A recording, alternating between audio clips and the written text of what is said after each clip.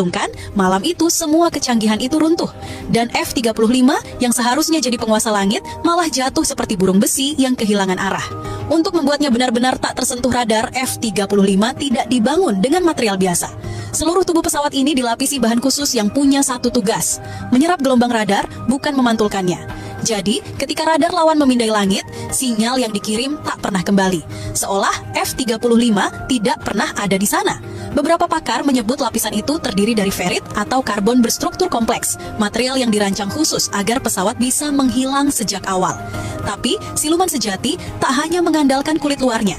F-35 juga menyempurnakan satu bagian yang sering jadi kelemahan utama pesawat tempur, panas dari mesin jet. Biasanya, semburan panas dari knalpot akan langsung terdeteksi sensor inframerah, tapi tidak di sini. Mesin turbofan F-35 dilengkapi dengan sistem pendingin dan nozzle pengalih panas yang secara cerdas menyebarkan dan menyamarkan suhu tinggi dari gas buang. Hasilnya, sensor pun dibuat bingung, tak tahu harus mengarah kemana. Bahkan, Lockheed Martin dengan percaya diri menyatakan, kalaupun F-35 sampai tertangkap radar, yang muncul di layar cuma setitik kecil, tak lebih besar dari bola golf. Terlalu kecil, terlalu cepat, terlalu sulit untuk dikunci. Lalu, bagaimana Lockheed Martin menjelaskan tragedi jatuhnya F-35 di Teheran? Sebuah insiden yang seharusnya mustahil terjadi, mengingat pesawat ini dikenal sebagai salah satu jet tempur paling sulit dideteksi di dunia. Namun, kenyataannya, F-35 bisa ditembak jatuh.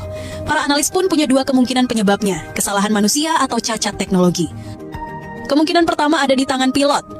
Beberapa pakar menilai bahwa insiden ini bisa saja terjadi karena pilot Angkatan Udara Israel belum benar-benar menguasai seluk-beluk pengoperasian dari F-35. Perlu diketahui, kemampuan siluman pesawat ini sangat bergantung pada bagaimana pesawat diposisikan. Permukaan datar dan sudut tajam pada desain F-35 memang membantu menyamarkan dirinya dari radar. Tapi bukan berarti pesawat ini tak bisa terlihat sama sekali. Dalam kondisi tertentu, terutama pada frekuensi radar dan sudut pantulan tertentu, F-35 tetap bisa muncul meskipun sangat kecil. Di titik inilah, ketidaktepatan sudut manuver atau pola terbang yang tidak optimal bisa membuka celah deteksi. Dan kalau itu terjadi, sistem pertahanan udara bisa mulai bekerja. Tapi, jika ternyata sang pilot tidak melakukan kesalahan apapun, maka kita harus menoleh ke kemungkinan kedua, yaitu kelemahan teknologi siluman itu sendiri. Salah satu titik rawannya adalah pada lapisan RAM atau radar absorbent material. Lapisan inilah yang bertugas menyerap gelombang radar agar tidak memantul kembali.